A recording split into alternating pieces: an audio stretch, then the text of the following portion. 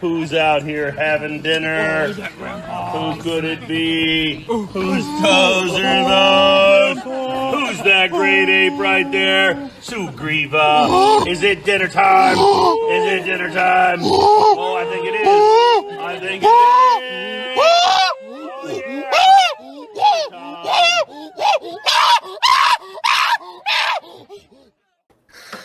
Well, hello everyone. I could tell BrainBug enjoyed that intro by watching his face. I like monkeys. I also like monkeys, but that is my favorite monkey meme. I gotta say, the "whose toes are those" guy. You monkeys are okay, I guess. Yeah. Well, anyways, how's everyone doing tonight? Doing all right. I got some tea here that'll help fuel me. Yeah. Get the caffeine in. Yeah. Coffee. I got something better. Water. Water. I just got lemonade. I don't know if you guys know, but one drop of water will cover the whole earth if you spread it thin enough. But it actually, Word. yes, It actually won't even come close. actually no. Right. Not even close. God, how far apart would those like molecules have to be? They would be so far apart that they would essentially just not... There would be no intermolecular forces, so it wouldn't be covered in water. There would just be scattered water molecules. It's like if you took 4 grains of sand and spread them across your dinner table, you wouldn't say that your dinner table is covered in sand. No, Yeah. the sand is scattered across the dinner table, much like my thoughts. Right. You could say there is sand on the dinner table. That would be accurate. Just like you could say there would have been water on the earth if you spread out one drop over the whole thing. But you couldn't say it was covered. Actually, Logic did a great one on that, where he actually broke down based on like the diameter of a water molecule in like angstroms, and then like what the surface area of the earth is, and then how many water molecules you would have, and then he used like the molecular mass of water to calculate like how much that would weigh. It was quite a lot of water, in fact. Mm-hmm. So... All right, so the plan for tonight is I created a little PowerPoint presentation of a bunch of AiG memes, and I was going to go through and we can rank them. I thought that might be fun. Just try to give them a numerical value because I'll be honest, they're not very good. What are we basing this ranking off of? Like humor, accuracy? I mean, So originally I wanted to do it like just humor and like removed from the content, but the humor is so bad. Like it's just not funny that they would all just get the funniest ones would get like a 3, for comparison. So if I wanted to put it out of 10, I don't know how valid of a ranking system that would be. We might have to just do it like what the heart says. So are they better than the? Are they better than the Kent Hovind Facebook groups memes? Well, so content-wise, funniness, not really. I called them. I did a little dirty secret. I called them memes, but they're not really memes. they're more like the Sunday morning cartoons type thing. But I would still count them as memes. They're things that are meant to be spread. Oh, looks like we got a Gibbon in the back room. Hey, what's going on? Hey, it's everybody's favorite monkey. That's me. It's Erica. time. Should we start this off with an actual funny meme? Yes. Was it actual? Yes. If you have any funny memes to show, I would love to share them. Sort of like a palate cleanser before we get going. I don't know. Yes. Yes. Man. Yeah. Oh my god. And the thing is, the great thing for that is I sent Tdlane this like nice high definition picture of my face for that. Mm-hmm. And then that's all he did with it. And I was like, oh, okay, I could have done a much simpler thing, but sure. Oh, no. No, I do love it. I love how TD is the master of memes. TD is our resident meme expert, for sure. It's because he's so young, he has his finger on the pulse of the youth. Oh, that's true. Yeah, that is absolutely true. He's a memeologist. I feel like that was AIG's motivation for making these comics. They're like, the kids like the memes, so we got to make the memes to keep the kids in the church. And God, I know. Here we have this. Well, they should have done better. Downright unintelligible, too. Yeah, no, I have a... Oh, I'm not going to spoil too much. Go ahead. I got to share the killer one. Oh, we got another great meme. What were you going to say, though? Oh, God. yes. Do you guys know the background for that? I do. No. Yes.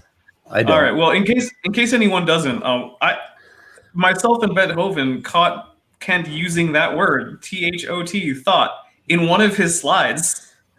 It's in there. The context makes it pretty clear that he meant thougught, but no, it says thot, Oh my and God. it was pretty hilarious. I I have a question. taught high school Proposition, science for 15 years. I have a proposition, if you will. Mhm. Why does anybody take this man seriously? I don't know. He's such a low tier confirmation bias. creationist. It's confirmation bias, and he has a certain level of charisma. Mm. He And must now have that taught you high can school combine those two English. Yeah, he's also just he had a decent track record until the whole tax thing. So the people who didn't ditch him after that just doubled down. Little sunk cost fallacy for you. I don't know what to think about that because, like, I've seen so many people in standings, comment sections and stuff going like, just go over to Dr. Hoven's channel and stuff. And I'm like, Ugh. God, at least standing is like citing the S tier creationists, you know, like your Rob Carters and your Gene Yeah, but Sins he- and all that stuff. He's Uh, oddly Hoven's- friendly with Hoven, and I don't get it. Like, Yeah, Sandy, you Hoven's- know better. Hoven is such I like a think- low tier creationist. Yeah, I think Fanning has probably actually evolved beyond Hovend, but he's got some nostalgia for him, right? Like he just can't sever that tie. Yeah. He's like the weird uncle that like he's not like a terrible weird uncle. He's just like funny. He's always into weird stuff, and it's okay. But like, you know, you like him, but you're not sure you want to tell all your friends about your weird uncle who's into these crazy train sets, right? Yeah, yes. I mean, anyone who's I into think of train it- sets is a weirdo. Yeah, I think of it more as like the first hobby that you're really into, and it's like the resident expert of that hobby, and it's like as you evolve as a person, you leave the hobby, you go on to do better hobbies. But he just keeps kind of showing up at all the new stuff, and he's like, "Hey, why don't you get back to the train shit that we were doing, at our train symposiums?" And you're Yeah. like, no, I don't know about that. I'm kind of into like kites now, and Yeah. you don't know how to politely say, "Hey, maybe you should just like stick to your element here." I mean, as long as it's not trains. Hoven is the Nephilim. I was free convinced. professionals. I was convinced for a time that Standing was actually Kent Hoven's son because of the voices. Well, it's because of the way they talk. There's a similarity, and I'm not sure what it is, but It's Ken Hoven's love child with one of those women who's been giving him the massages. well, there is yeah. another. Right. Dapper, is this your formal opinion as a Kent Hovind expert? Yeah. Oh no. I am actually making no firm accusations either way. In There fact, is actually, another- I'm not even sure if the timeline really works out because Hmm. it seems like Kent Hovind was actually pretty faithful to Joe before he went to prison. Like I've never even heard any like rumors, and there are a lot of rumors. But I've never even heard any rumors that he cheated on Joe. So the timeline probably doesn't add up for basically, by the time he started sleeping with other women, he was out of prison and had been for a few years. So any like love children would have to be in like the less than 10. Yeah, I think Kent cheating on his wife kind of falls into the same category as like Kent being, blatantly racist. It's like you can't prove that it happened, and so we're gonna give him that one, right? We're gonna put that into the benefit of the doubt pile for the time being.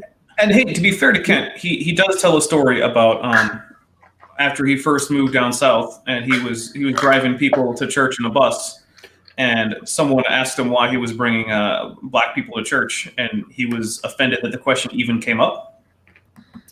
So, because Yeah. he thought it was completely beyond the pale to think that you might want to segregate churches. Kent Hovind isn't that garbage.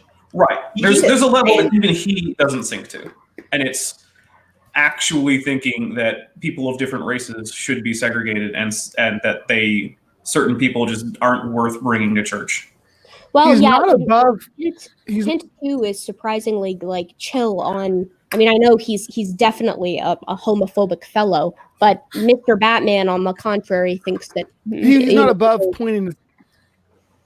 No, go ahead. I was saying he's not above pointing out and making accusations that that people who believe in evolution are inherently racist, though, because we all think that apparently that different races evolve differently or from different apes. I guess. Yeah, he Yeah. still seems to think that the separate origin hypothesis is current, and it's At like least he's using it as an insult. That hypothesis failed so hard in the past 100 years. It's not even funny. Yeah. Although, I mean, to be fair, before we had a good understanding of how humans managed to spread around the world, it wasn't the absolute craziest thing. Yeah. That is true. Because I mean, I'm ready it's not, to hit these memes hard. Yeah, Definitely. let's hit these memes. Let's get memed. All right, Yeah. let me. Wait. How are we gonna rate these? Should we rate them by how naive they are in terms of science? We gotta rate them by how funny they are, how naive they are, and how educational they are. How about that? Oh my god! Oh god, are we doing like 3 different ratings, or is it just like your own, like what you feel in your heart out of 10? Oh, that's three dimensions, man. We can't do 3. Yeah, it's too complex for me. My brain is too small for that. do your own vector math in your head, and then come up with the actual sum based on distance from 0 point. You all do your because- vector math, and I'm ready- Dapper will I'm do ready. mine. Break out the trigger, fellas. I'll break out fourth dimension and just call it all heresy and shoot it with a bolter. No, you Okay, know what, so- Tdlane, I work so in say- 6 dimensions often enough. I'm done with that. Say we had a Hubert space, and we're going, and we got to get Leo. Oh, my I'm goodness. rating strictly on fellow kids. So like how hard does it try to be with it with the kids? There are plenty- If lingo and buzzwords are used, that's an automatic 10 out of 10. So like Nice. if they use anything like, I mean, I wouldn't suspect they would go so far as to use phrases like twerk or drip. But if we were to use words like I don't know, like Pokemon Go. Like if Pokemon Go makes an appearance, that's a win for me right off the That's bat. a little advanced for America. I Yeah, could that's see why I'm saying it's an automatic win. My standards are high.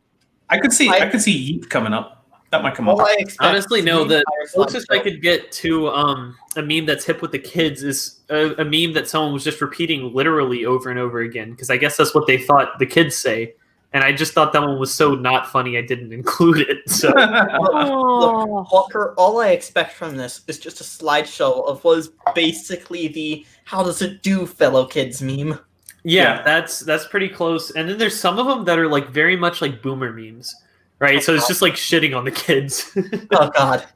oh, Like they're please, cut out of All right, a let's- magazine. please let's give get me our the first good news, one. Life bad Right. meme. Oh shit, wrong way. Great No, we start. know it. That was it. It is on Speed's channel, so Okay. all right. So this is the meme.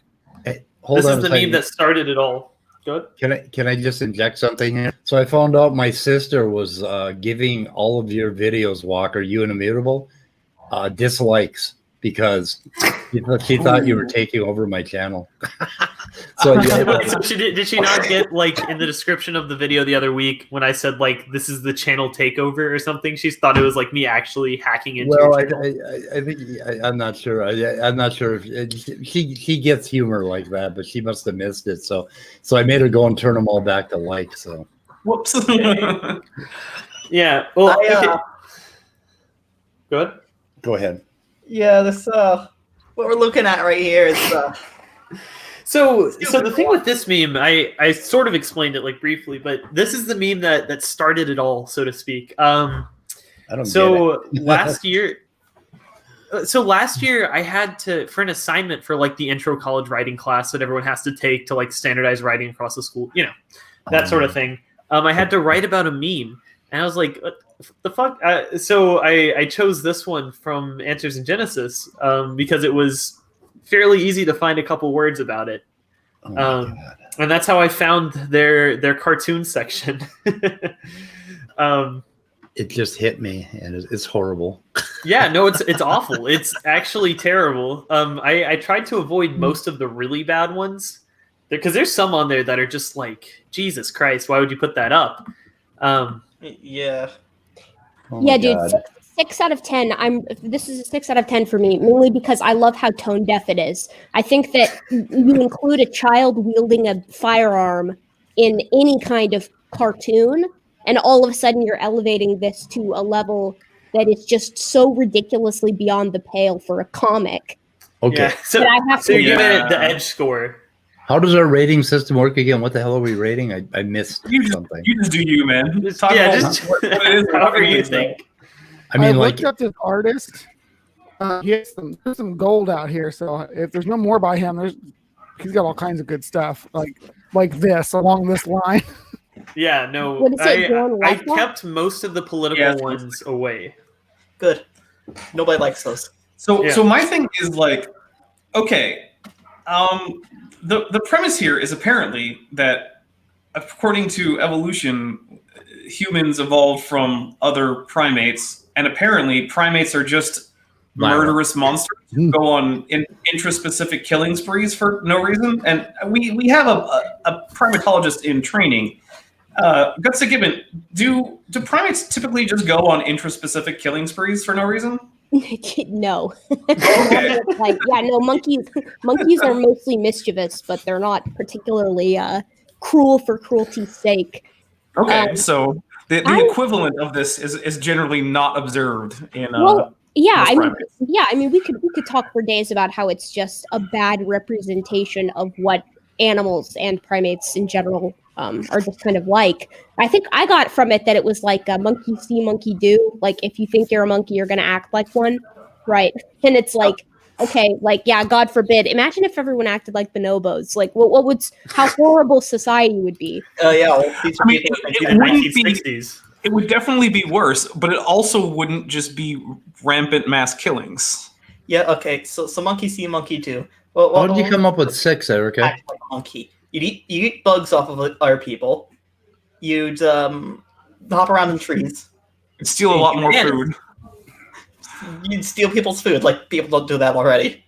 For me, I pick ratings based off of just what instantly comes to mind. Like how do I feel about this comic as a representative of Answers in Genesis and Young Earth creationism? And for me, this checks a lot of the boxes. It doesn't check all of them. There are no. For me, this would be better if it were trying to be funny.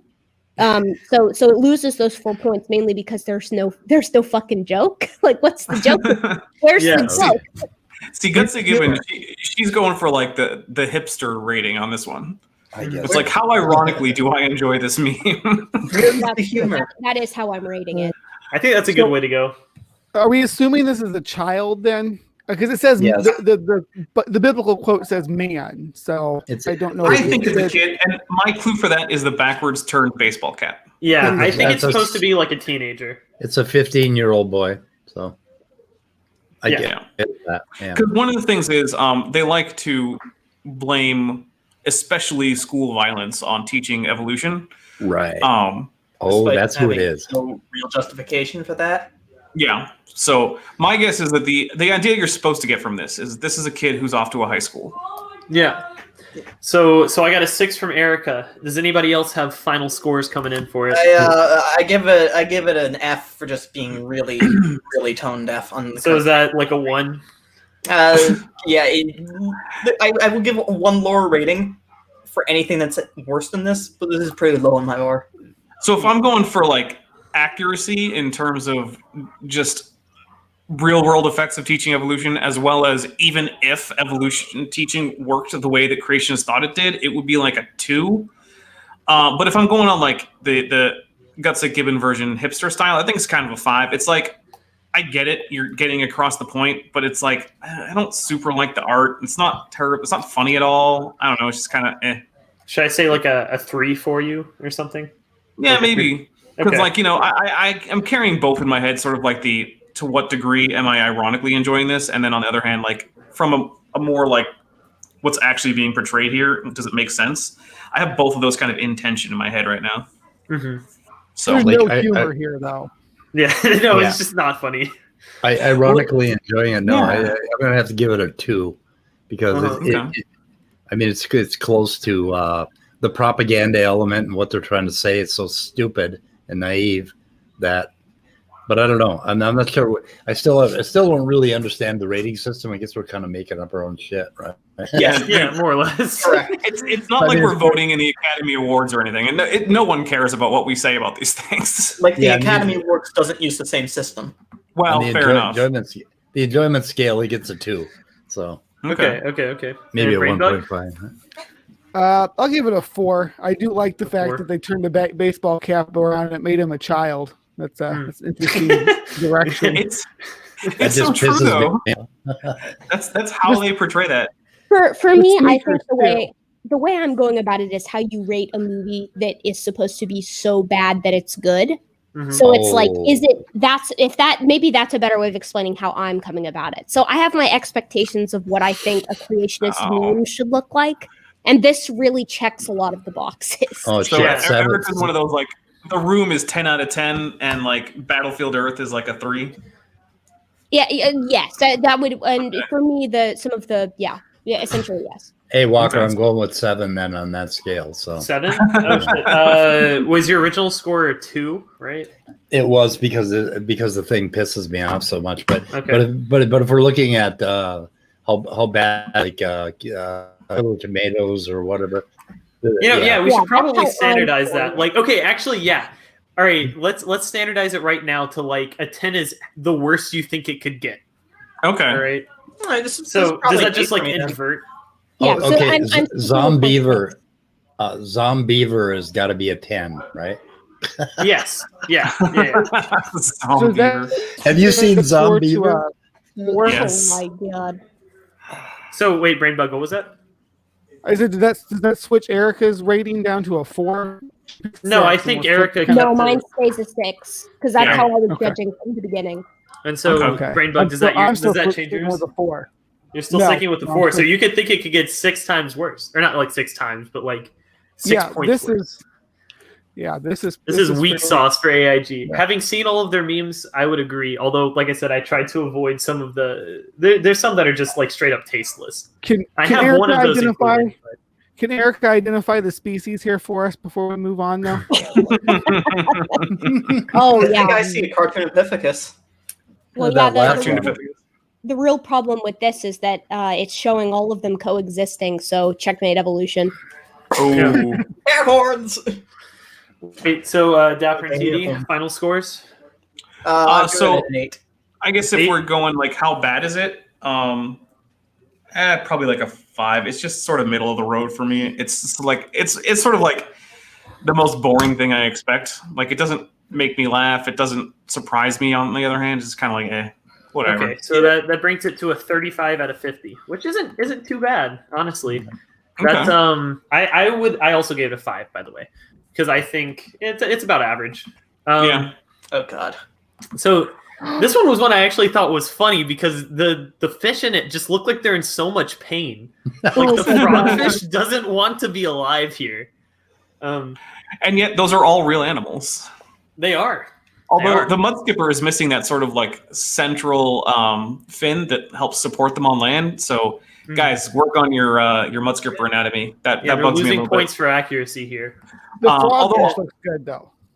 So my thing here is this is like an 8 or a 9 because the content of the meme is basically demonstrating how half a leg works just fine, which is one of their major reasons for saying, "Oh, what are you going to do with half a leg?" It's like, I don't know. Look at all of these, and then they're like, "But the Darwin fish is imaginary." And it's just like, here, guys. to people, especially for Dan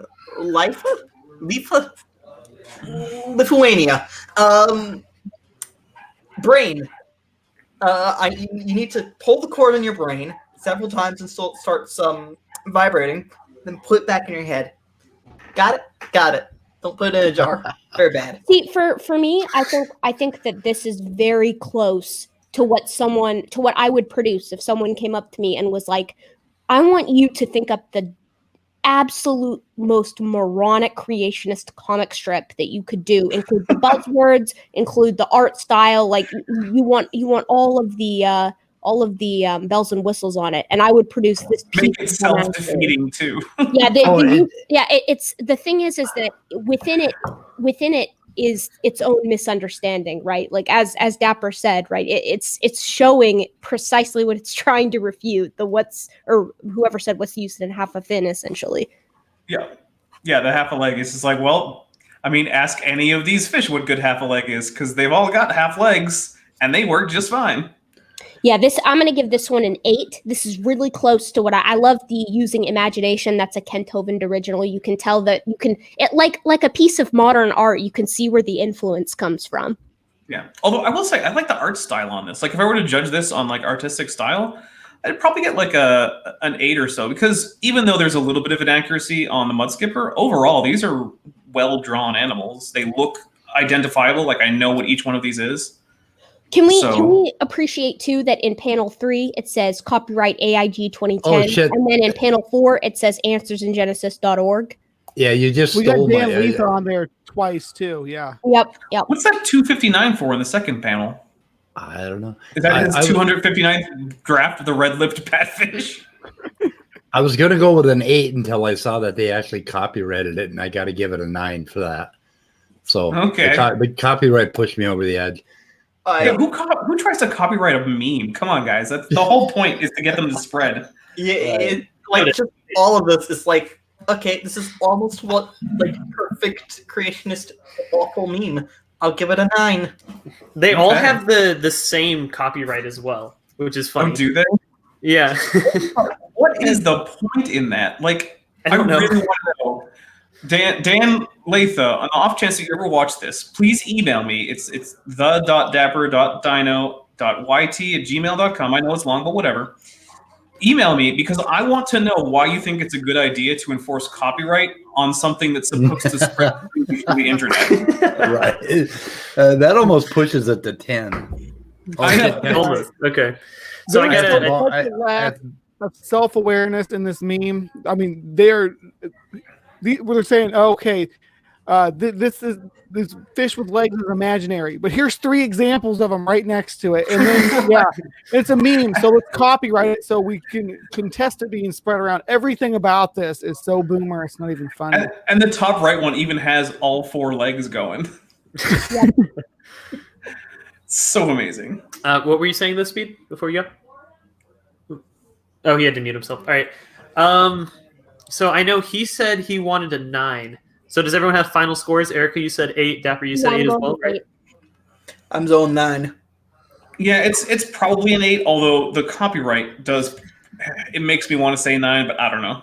I guess I'll stick with 8. The fact that there's multiple copyrights on there, and he's got his signature and by Dan Letha, I'm giving this a solid 9. This is Okay, wonderful. fair enough. No. See, the reason that brings it down to an 8 for me is we don't have any blatantly obvious human drawings with big noses or like references to Bible verses. So that's what brings it down for me. Oh, it's not. Yeah, I'm going to give it a 7. Sufficiently anti-Semitic for you, Gutsick Gibbon? All right, so that brings this total to a 58 out of 50. Wait, 58 out. How does that even make sense? Wait. No, that doesn't make sense. You're totally right. 60 is our score, right? 60. There's no way it's also 58 out of 60. It must be. It's I gonna be must have in the added high someone 40s. twice. I probably added a number twice. So I'll say 50 out of 60. All right, that works for me. That sounds Yeah. reasonable. All right, next one. I'm ready. All right. I'm trying to remember what they all are. So the transitional fossils one. Oh, did it not shift? No, I was looking at Cracker YouTube. Man. So I've got it now. that's the funniest. So the weirdest thing to me about this is that it's not accurate at all, right? So Nutcracker Man was never disproved because Nutcracker Man refers to Paranthropus, right? The genus Paranthropus. So so it's discovered and then disproved. What is it disproved as? Like, it wasn't a hoax. Is it disproved as an ancestor? I think that's what they mean, is because it's a paranthropine, it's not on any direct line to Homo sapiens, and so it doesn't count magically. They really don't like it when things move around. Like, it's not acceptable to them. Yeah, this is the same reason why Standing has an embolism every time someone talks about Australopithecus sediba, because he thinks that the fact that people are saying that the actual specimens of MH1 and MH2, the Malapa hominins, are considered to be a short branch off on the end of the southern or South African hominins, and not directly in the as the cradle of genus Homo, that they don't count as transitionals. It's like the fact that this is a 9 out of 10 for me, specifically because they have to define what a transitional form is. They misunderstand one. They don't understand at all what 2 is, and then 3 is a bad joke with a great cartoon. The only thing that brings it down for me is that there's no Bible verse. 9 out of 10. Okay, fair enough. Yeah, and that was another thing about this one. It says Proavis was just made up with no evidence, and it's like, Right. yeah, but then we discovered Microraptors. So Well, so Like, the okay. thing. What Go ahead. they depict here as this kind of reptile bird, have they not looked at Archaeopteryx? Have they just not? Or Microraptor, any like Cretaceous or Jurassic bird or stem bird? So It's like- I'm actually sort of assuming a slightly higher level of sophistication, but then just complete failure to follow through when it comes to quote Proavis, because there's and let me emphasize the word dubious extremely strongly. There's a dubious taxon from the late Triassic called Protavis, which is allegedly a bird. Here's a hint. It's probably not even a single specimen. It's almost certainly chimerical, and it's almost certainly not a bird, and it's probably not even a dinosaur. But so I honestly think that, and here's another thing. I hear some creationists, like some of the people in the Brain Trust, point to Protavis as like a temporal paradox for dinosaur to bird evolution.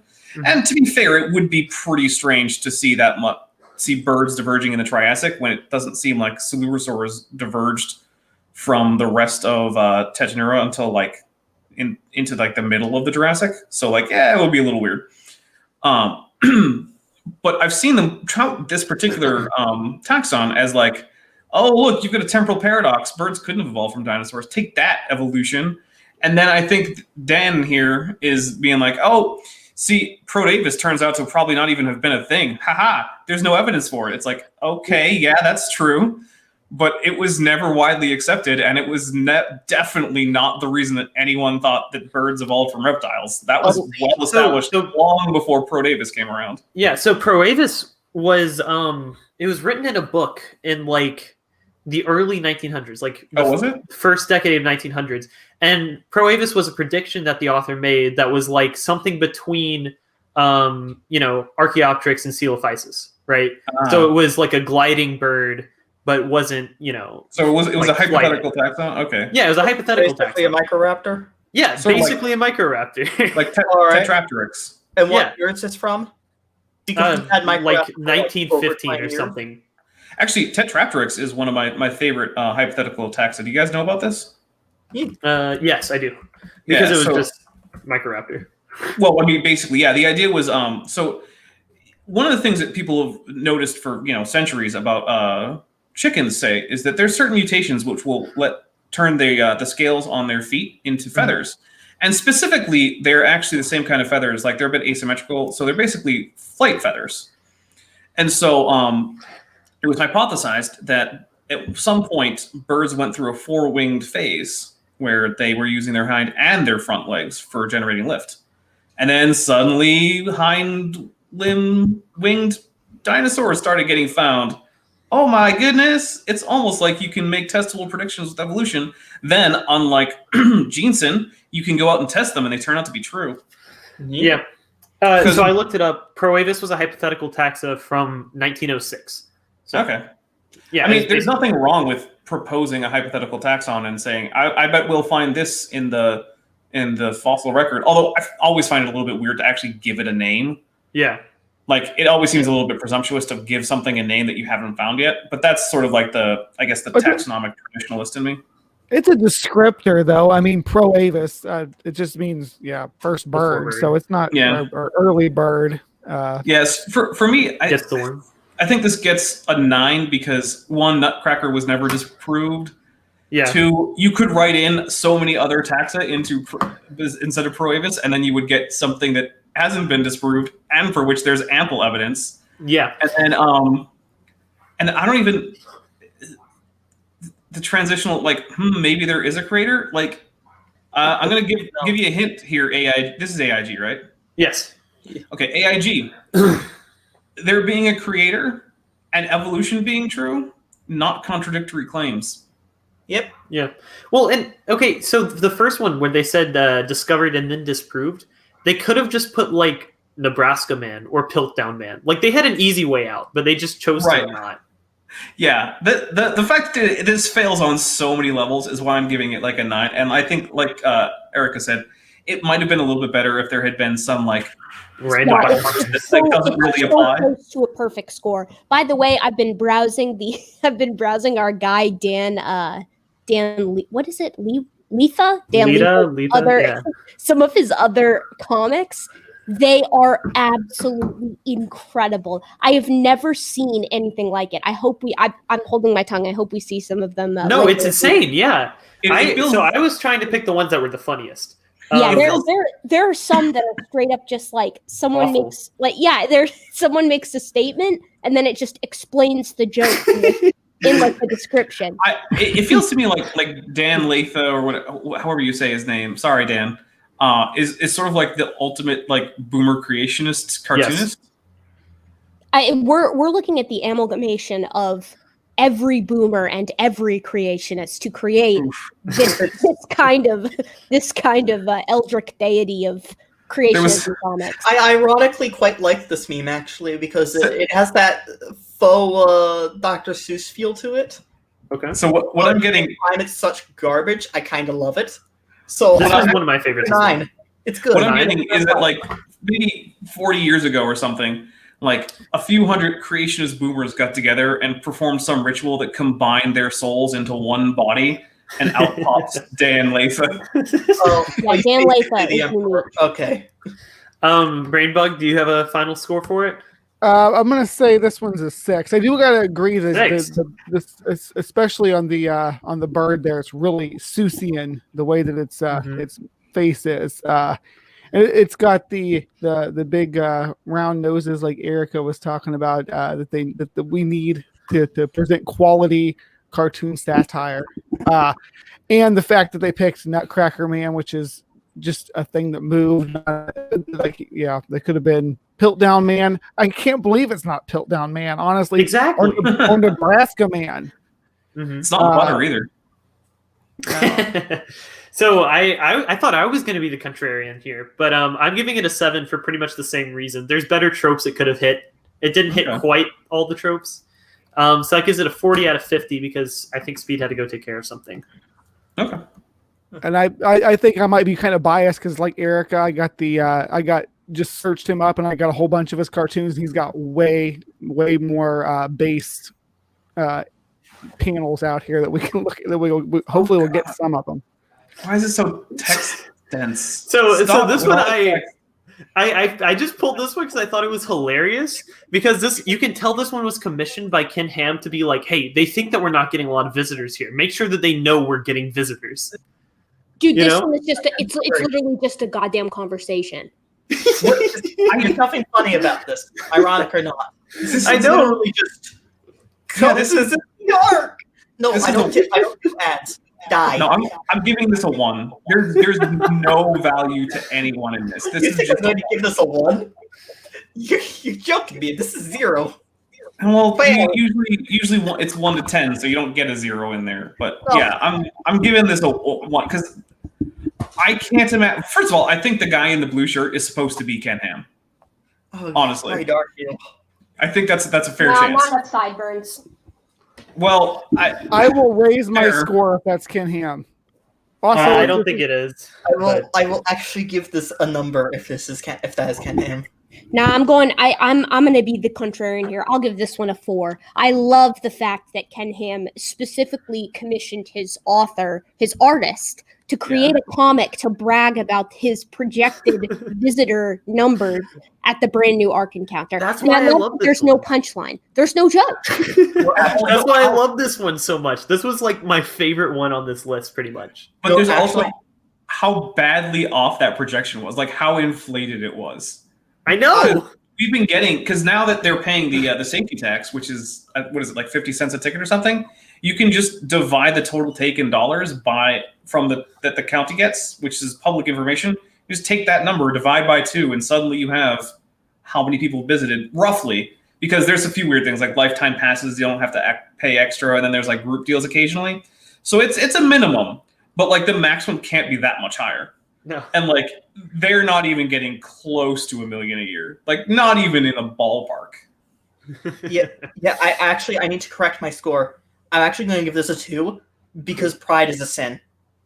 Oh, There's actually 2 attempted jokes though. So okay, so the little baby goes, I heard that over 1 million people visit the Ark encounter in the first year. And he's like, the estimate is you're actually wrong. The estimate is 1.4 to 2.2 million.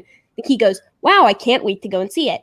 Second compliment. I know the Ark is really huge, but do you think there'll be room for all of us? Reiterate the first compliment. Yes, not all 1.4. He repeats the range to 2. Because Dan Letha thinks we're too stupid to remember the first fucking range mentioned in the first panel.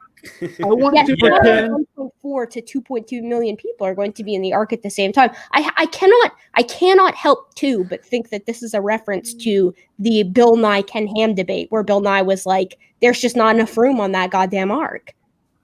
And then he's like, well, not all the species are there at the same time. They diversify after. So this is a triple whammy, but no Bible verse and no punchline. So I'm giving this a 4. Okay. BrainBug, what you got? I'm still sticking with the 2, and I want to say that I am envisioning that there was a draft of this where he only said 1.4 to 2.2 million once, and he brought it to Ken Ham. He's like, no, you need to put that in there at the beginning and the end of the first panel and the last panel. What if they forgot? Double down. What if they forgot between the first and the last one? right. In the space of one panel, it's just out your mind. Well, I mean, to be fair, the target audience is young Earth creationists. They're not all that great with numbers. No, absolutely true. Yeah, this is a this I also like this one, but I have to give it a low score simply because my personal grading range includes a set of criteria for the perfect AiG comic. So while my enjoyment of this one is quite high, its score is still quite low. So I gave it a 7 just because this one made me laugh harder than the rest of them. That's really it. That's my only criteria. So that brings it to a 16 out of 50. I think that's our lowest rated yet. Yes, by far. It doesn't stick it to the evolutionist. If there was some kind of jab at the evolutionist at the end, I would have rated it higher. It's just Yeah. But no, you have to know that Ken Ham got 1.4 to 2 million people in his arc. that is Yes. true. 2.2 million. All right. So what are we thinking about Eden to Whedon? I kind of like the rhyme, Me too. That's why I put it on here. but other than that, I'm just kind of like, I don't. Okay, you don't like thorns. Great. Now this is for me. This is the perfect 10 out of 10. We have After Eden, the title at the beginning. We have Dan Letha on there. We have AiG. We have Dan Letha on there twice. We have AiG on there 2 times. We have a pun. We have the joke being explained in the comments with a non-funny punchline in the comic itself. We have the classic cartoony art, and we have a Bible verse. This is a 10 out of 10. Perfect AiG comic. Yeah, I also just find it funny how insistent they are on that. Like there were no thorns in Eden. That's It's such a a very weird good hill to book. die on. So I want to see. I want to see a creationist version of a cactus before Just a naked cactus. Before the fall. Yeah, like what? It's just what is it doing? unsaved. And then here's another thing I want to know. Okay, so cactus wrens. Were they around before the fall? Because these are animals that burrow into large cacti to make their nests, and then the cacti have to very quickly create a whole bunch of scar tissue so as not to dehydrate. Mm-hmm. And there's a fundamental misunderstanding about the ecology of plant and animal life together. You said, "Oh, there was no death," but the animals were all vegetarians, right? So the thorns are basically a defense strategy that the plants evolved to counter being preyed on by animals. And they're saying that all animals before the fall were eating vegetation, so more plants should have thorns. Yeah, I guess before the fall, plants were just like offering themselves up as a buffet. Like, who cares? Even the concept of their proposed microevolution, just by the sheer merit of it having evolution in the name, is a sin. So it wouldn't come forward until post fall. So nothing adapted to its environment at all prior This to. all gets around the fact that the actual ecology of the of pre-fall Eden because animal populations expand to available resources, and it's all vegetarians to eat all the plants. and starve to death. Well, and one thing I also want to point out is like, you got to think about the area where this story is coming from, where there were no thorns or thistles, right? You're coming from sort of like the Fertile Crescent and sort of the Canaan area, right? Mm-hmm. These aren't exactly places where you're getting like big thorny cacti or trees that are full of thorns like you get around where I live, because I live in Phoenix, and I mean, granted, in the city we're not getting a lot of this, but like you go just outside the urbanized section and it's just full of 12-foot tall cacti and other plants like that. And It's so actually very nice. for the people, it is very pretty, but like for the people who are writing this story, thorns for them are sort of a weed that you get in the garden, right? Or the fields. You get to pull them up and it kind of sucks. But like, if you were to be living around where I do, the idea that plants might not have thorns would just be insane. Like, it's almost everything near where I live that is a plant has a sharp bit somewhere. In fact, there is an entire, I think it's a family of cacti that mainly reproduce by sticking thorns into the fur of animals, and then they fall out somewhere, and it creates a clone of the original cactus. Magnificent. They do technically flower, but that is like the lowest level. That is like the least common way that they reproduce, and they are everywhere. So we got a 10 from Erica. Does anybody else have final scores? Oh, go ahead. I'm tempted to actually even, like, if I could give an 11, I would, because one thing that I did forget to mention, which is you guys kind of touched on it before, but only now is the gravity actually weighing in on me, so to speak. The fact that the quote from the lady is, in the beginning there were no thorns and thistles, then Adam ate from the forbidden fruit, and now, like, I like that they're including a bizarre left field, very niche stance that AIG has on the coal creationism scene that isn't held by all of them. And Ken has effectively ordered this to be put in comic format, just to really reiterate to everyone that Ken and AIG has the right stance, and that no, thorns and thistles were not present in the Garden of Eden. So he's including a personal beef in the comic as well. That just really solidifies my. As the umpire, I will allow an 11. Okay, 11 out of 10. So it's a perfect AIG comic. I think it's really close to perfect in terms of just being the perfect AIG. But for me, the lack of a direct dig on evolution is sort of a letdown. Okay, that's fair. That's a fair critique. Yeah, so I'm sort of in like the 9 category. I would like if there were some sort of direct dig at science or evolution or something, but there really isn't. So I agree. That's my one letdown with this one. Yeah, I'm giving it a 6 because it doesn't have much other than the. Although based on this, I also think it's that in that sense it's funny, but I want some more science digging here. I will say, based on this, I think Dan might not be very good at drawing women, because previously his art hasn't been too bad, but I have no idea what's going on with this one. This looks like a female troll or something. I don't even know. Squidward. Woman has lip and booby. That's how most male cartoonists just draw women. That's how you can tell. Yeah. For me, it's like the weird shape on her face. Like she's got this like her nose. Yeah. Well, yeah, and like also her cheeks. Like there's this weird like she's got like sagging cheekbones or something. I don't know what's going on. It's very strange. He was too focused on the big lip and booby to focus on. Yeah. Well, I mean, to be fair, he did do some pretty fancy work with the shadows and the folds in her clothing to emphasize that she's got boobs. Yeah, she's well endowed. Yeah, we know Dan has his priorities straight. Kind of boxy though. All right, so BrainBug. Oh, sorry. Oh, I'm gonna go with. Oh, sorry. You're right. I'm gonna go with a with an A, because one of my points is always going to be reserved for it having some kind of jab at like hominids, some kind of jab at primates and human evolution specifically. So that's a good point. But I gotta say, you guys are sleeping on this one. This is you're not going to get more checked boxes than this one. I'm okay with not ever giving out a 10, Erica. No, I have to. Somebody's going to Photoshop Erica's face onto this one now. Nice. Yeah, I don't think I have big enough lip or booby for this picture. Actually, Dapper, do it. Do it Yeah, after. so I can make your lips bigger in post. Don't worry. All right, let's hit the next one. All right, so next one. All right, it's more of a comics type about the Big Bang. Basically, it's a kid describing that he learned the Big Bang is real, and then he questioned evolution, and blam! Should have seen the explosion. God damn it, I hate this one so much.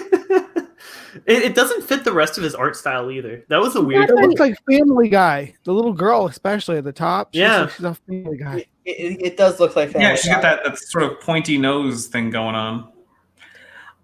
Well, this looks like an early iteration. This is 2004 AiG, so it looks like Dan has not yet really sussed out his style yet.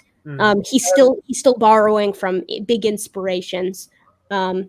I do like that his name is again on there twice. We also have AiG on there twice, but for me, this one is going to get a 5 out of 10 because the attempts at the jokes are only funny if the attempt is bad, but this one feels genuine. Like this feels like a genuine attempt at a joke, and that brings the total score down for me.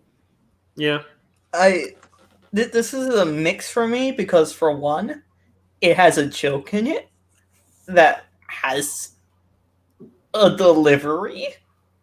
Yeah, that is something we haven't seen much yet. But at the same time, it's the teacher gets angry and yells, which just doesn't happen at all. This is not a thing that happened anywhere ever. Yeah. In fact, if I'm correct, and everyone clapped. I would find it. Told me his teacher that was a creationist is the one that blew up when evolution came up. So it's just like I can say I wouldn't be willing to say that I would be completely confident that no teacher ever got angry about a student saying creationist stuff. But I would think that it would be a very, very rare circumstance. That is not something that happens a lot. Because I've been in classrooms as a kid where something like that came up, and it wasn't an explosion. And I've never really heard of someone in real life having that experience. But I mean, it happens.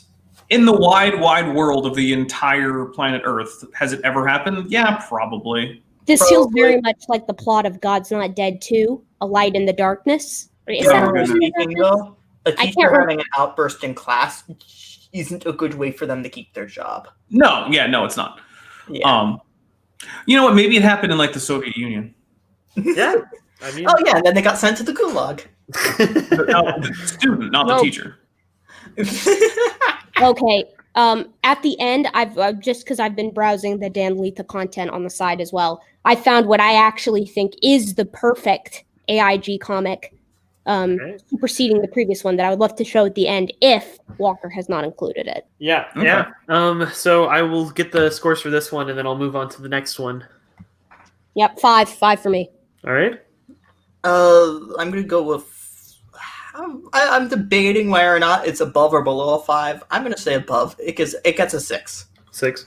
Okay. Dapper, BrainBug. I'm actually going to go with 7 on this. Oh wow. Because of the Family Guy art style. That's fair.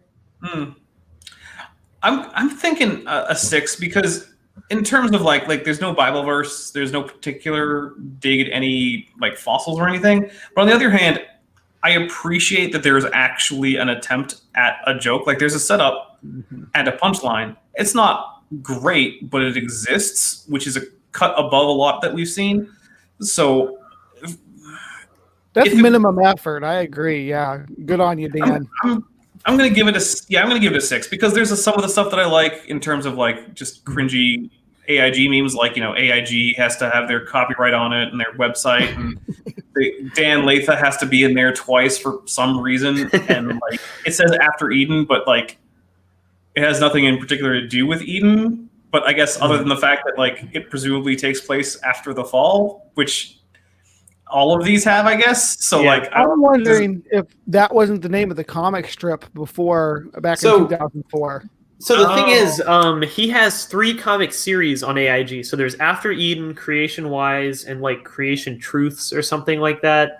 I don't remember the name of the third one. So if you'll notice, like let's see, This one was creation wise. That one's creation wise after Eden. Yeah. Okay. So here's a tip for people. Mhm. Don't put the word truth in most things. It just makes you sound pretentious. And most people who use truth in like the name of their channel or their username or the name of a series that they're doing have no real grasp on reality. Okay. So don't do it. It's a bad idea. I also gave it a 6 for pretty much the same reason as Dapper. So I thought this one was funny. I actually laughed at this one. So that's why this one was also one of my favorites, I would say. Dan has drawn fish legs. Just a few panels ago, he drew fish legs. Okay, but this is from the 2000. worst. What year was the fish legs? Because maybe there's just been a progression in Dan Latha's thinking. I'm sorry. I've No, got actually- buffalo wings. Your point is invalid. The earlier fish legs one actually came before. The other one was like 2002. This is like 2004 or something. Wait, it says 2000 on it. Oh, this one's 2000. Oh, you're right. Wait, Well, I this gotta is an check. ancient one. All right, this one is 2010. 10 years later. Yeah. Okay, so yeah, I guess we're seeing an evolution in Dan Letha's thinking. Yeah, Yeah, this one gets a 7 out of 10 for me, just for panel 2. I really like chicken fingers. That's really my favorite panel so far. Exactly. I think it loses most of its points for a lack of Bible verse. Dan Letha is on there twice, thank God. As is the AiG logo and copyright. I feel like it's a bit less heavy-handed compared to some of the other classic comics that we've seen by the incomprehensible Dan Letha. So 7 out of 10. Yeah, so I don't know. For me, this one loses all of its points on the fish leg slide. The horse feathers, the chicken fingers, buffalo wings, those are all actually like kind of funny. But like, have you ever ordered fish legs from a restaurant? You know? So that's why it loses points for me. I'll give it an 8 actually. I'll be a little more generous. Yeah, It's that's also if the fish slide 4 is very much low effort, which Yeah. it would get to another point for me if it did. It's going to get a solid 7 though for similar reasoning as Erica, but buffalo wings. I could just go buy those. Seriously. Yeah. All right. So I'm gonna go with 6.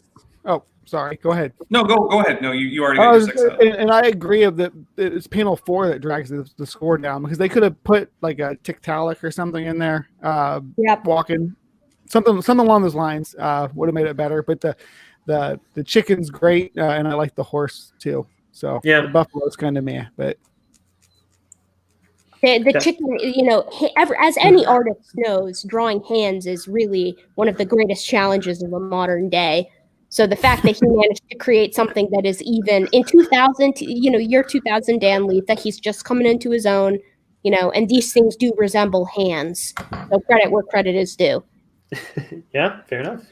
Dapper? So it checks a lot of boxes for me and what I want to see from like the cringiest of creationist stuff. I mean, there's direct digs at evolution. There's terrible misunderstandings of how evolution works and stuff. But then the fact that at least 2 of the right 2 panels, essentially, so if we generalize chicken to bird and we go with fish legs, those are both things that AiG at this point in time has kind of had to concede. Mm-hmm. And so that drags it down a little bit because it's like, oh, you're contradicting even your own points. Or does that push it up for aging poorly? Oh, actually, that's a good point. So maybe I do want to actually give it the 8. But the other thing that I have a problem with is with the chicken fingers, and we're getting like a mixed metaphor here because horse feathers is just a phrase that means, oh, that's nonsense or something, right? And then chicken fingers and buffalo wings are both food. So we're getting a mix there. And then fish legs is just not a saying or a food or an anything. And then pig's fly is a saying again. Yeah. Yeah. And so like the fact that we're going back and forth between like different like themes in terms of animal metaphors kind of like it brings it down a little bit. Consistency. Dapper, but wait, there's our level to this. Okay. Fish sticks in the UK are called fish fingers. But they didn't say fish fingers. But it's an R level, so there is a food culinary item. Yeah, he could have done it better. it's really the horse feathers that throws it off more than the fish legs, though. Mm-hmm. To me, the fish leg still throws it off because it's not anything. It's just a claim about fish could have legs. So Dapper, what is your final score? Is it a 7? Yeah, it's gonna be a 7. I wish I could give it an 8, but the inconsistency with the humor, it brings it down a little bit. All right. I have that in our Excel spreadsheet. Oh, no, it didn't play it. There we go. Oh no, it's time for the speed round. What? I appreciate the effort you put into this, bro. Great. Yeah, I like this a lot. So I wanted to just show the people like what the majority of these memes were like. Just sort of like give a sampling because I'm trying to pick the most creationist ones, the most like I don't know. I was going out of my way to pick the funniest, but most of them are just like dredge, right? So this is going to be a speed round. We're not necessarily ranking them, but we can just sort of shit on them. I don't know. So this is, I think, the perfect embodiment of the memes that we got because there's just no joke. Like it's just a comic strip, and then nothing. There's a Bible verse in the bottom. And there's an actual Photoshop book cover on there. Like they didn't even draw a book cover. They just took an actual AiG publication and plopped it in. Oh my god, this is literally like forwards from grandma. Like this is the classic on the side in memory of Dr. Tommy Mitchell. That reminds me of like the grandma Facebook posts where it's like Jimmy wondering how you're doing. P.S. Grandpa's in the hospital again. Like it just off really big boomer vibes. Yeah, I know. These are So this is where we're gonna find the boomer collection in this quick speed round. All right, I don't know if this is insensitive, but I kind of want to replace the word Mitchell with Wiseau and then put Tommy Wiseau's picture in that picture frame. Oh, I didn't even see it was like in memory of someone. Yeah, That's copyrighted. And it is copyrighted, but there's this thing called parody, which is heavily protected in terms of fair use. So, I need to make a joke right now. Alexa, play Mad World by Gary Jules. Oh my god. All right. So this one, I think, was also not funny, but it gets more points for being a GIF, although the GIF is not playing. Ah, there we go. Bad news. Bad news. Good news. And that's Okay. that's the GIF. Wait, okay, but then the tune. Then the Bible verse. I mean, No. Big points because this was a GIF in 2002. So that's big points for that. Big points for that. Good job, Dan. That's high effort. Yeah, like I said, Colin too. That's high points for me. I'll give it a 4. Oh well, this is still speed round. I just wanted to show like most of these are just like random shit that has no joke. So for me, this is basically sort of like I think of this as sort of like a postcard for like Easter. Like, oh hey, look, remember Easter is a thing, and like let's assume that the target audience is Christians, and I think that for that target audience, this is a perfectly fine thing to do. It's just a little something on Easter, like, hey guys, happy Easter, here you go. Yeah. Okay, thanks. So I don't find this particularly cringy or terrible or anything, and that it's a GIF is fairly impressive. So I like it overall. Yeah. Also, I like that the apple, the forbidden fruit, is just also not an apple. It looks like a fucking Pokemon berry from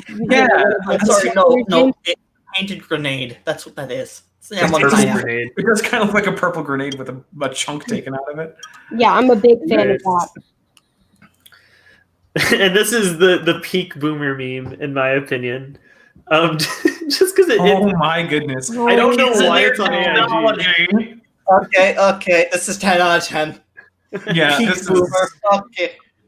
This one made me laugh just because it's like so stupid. This is the hipster kind of meme that she was talking about before we started. Yeah, I included this because cool kids. Probably like 10% of the memes are just them shitting on millennials. Like, and they have no reference to like anything religious or creationist or. It really does hit all the notes. Big nose. It's got the wife mad. It's got the cell phone modern technology bad. Also, AIG's on there twice. Dan Leith is on there twice. Really, the only thing it's missing is a Bible verse. Yeah. For me, the thing that I love most about this is we're trying to shit on millennials, right? But if you're a millennial, you're not making phone calls on your phone. No. And you're also not going to AIG for your like Well, content. there's that too. Like, look, look. Phones haven't been used primarily for phone calls in quite a while there, Dan. Maybe if you want to, talk about how the kids are too into technology, you should look into how they're actually using it. Okay, Yeah. Dapper, to be fair, this was pre-iPhone, so That is true. we'll give him that. Still, even before I got my first smartphone, I was like, don't call me, just text me. Yeah, I guess this isn't even like shitting on the millennials. This is like shitting on the Gen Xers because this Yeah, is 2002. Yeah, I guess. Okay, but let's be clear here. Technology? Yeet! Yeah. Dan. Oh my god. This one's Oh my awful. god. Yeah, they have a lot of anti-abortion memes. Like I said, I was trying to sample like what you're gonna see if you go on AIG's cartoons. Also, the SS officer's armband is turned around. Yeah, Look, if you yeah. put his arms down, you can't see the emblem. The whole point. I need to say something. The specific murder of millions of people in Europe is not comparable to abortion. Please go take your massive ego, AIG, and choke on it. I also like the comparison. Like they also get the dig at like socialism, communism in there too by comparing the deliberate genocide of a people group to the just gross mishandling of a leadership position. Yeah. Well, Yeah, no, this one is definitely the most tasteless thing I found on there. I would Here's say. something that confuses me, though. Okay, so we have clearly Stalin for Stalin, right? Mhm. So we're picking a person, right? Why then are we not? Why is it not consistent? Why is it not Hitler listed under 17, and then it's an actual Hitler? Instead, it's just some random SS. The Grim Reaper. Yeah, but even if they didn't want to do Hitler, they could have done Himmler or Goebbels. And also, it's an SS officer who somehow enlisted. Is For that some Goebbels? Yeah, it's weird. Yeah. I think it's sort of generically like Nazi poster boy. I like Yes. the credit too, where credit is due on the Grim Reaper, or rather the Roe versus Wade, having just an incredible attention to detail. Oh yeah, Yeah, this is also, I think, the prettiest one. It's, Yeah. it's by far the most tasteless and the prettiest cartoon. Yeah. I mean, It was the most high resolution. Those bones actually look like. I mean, it looks like he's actually holding that scythe. Although scythes aren't straight handled, guys. Stop that. Yeah. But like the cross hatching on the robes, the tatters at the bottom. It's got some artistic merit. I mean, the blood It's well done. dripping. Yeah. Got like the little This one, sort of highlights this on one it. could have been a 10-10 if it had RBG's face on the Grim Reaper. Oh my No. god. Oh goodness. True. True. This was for the Yeah. 42nd anniversary of Roe v. Wade. Oh, and he even bothered to Photoshop in like an actual concrete background for some reason, which I haven't been seeing a lot of. So there was some effort in here. Yeah, the one of the best things about this is that Stalin, the Holocaust aren't really comparable because most of the deaths under Stalin's reign, we'll call it, were due to starvation. Mhm. Unintentional starvation. Well, yeah, but then again, a lot of the starvation deaths were intentional. So Right. Yeah. And so And there's a lot of this, starvation deaths in the Holocaust too. That most people died, or not most people, but a lot of people died just in the ghettos, locked in there with low supplies. yeah, there's that too. so this is another one. They took a lot of jabs at the gays, especially like gay marriage and stuff. Like God, more so yeah. than just like homosexuality is cool, but it was more like they're trying to redefine marriage. They're coming into our good Christian Minecraft server, that kind of stuff. Nah, dude, saw it off. Like that's so ridiculously out of control, inappropriate too. Yeah. Like, oh my god. Dapper, I'm trying to hold in some chuckles here. Do you want to say it, or should I say it about the One Nation Under God bit? You go ahead. It was in the Okay, 50s. that was added in the 50s. Yeah. It's a product of the Cold War. It wasn't in the original Pledge of Allegiance. Yeah, the moral Fix itself, majority. AIG. Yeah.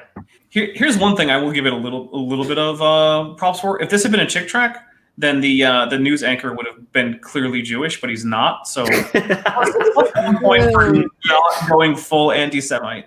Yeah, so like I said, I included this one because it was the most on the nose. But if you go through any of the AIG ones, there's always like these undertones of like gay people bad. Shocking. Well, it's but they but aren't- like there's but they so aren't many. big. There was one that was like that I almost included. There was like Christian pastors of the future, and it was a bunch of kids saying like, "I'm okay with gay people. The world is old. Coexist." Like all this stuff. Oh no! They're not even explaining what's wrong with it here. I know. Yeah. Be angry about this because Well, it's look at because his they eyebrow. assume that anyone reading this just already is like, yeah, screw gay people. I mean, it's not the worst assumption. Yeah, fair enough. I don't know how many other people are going through AIG's cartoons besides me and a bunch of like boomers who just figured out how the internet works. Specifically, YEC was- boomers. That Right. was so good, though. Yeah, so that concludes the speed round. You're welcome, everyone. Congratulations. We survived. Hell yeah. Yay. All right. So now we're back to ranking them, and I included this one. I thought it was very funny because instead of trying for a punchline, they just omitted it. Mm. So I do appreciate that.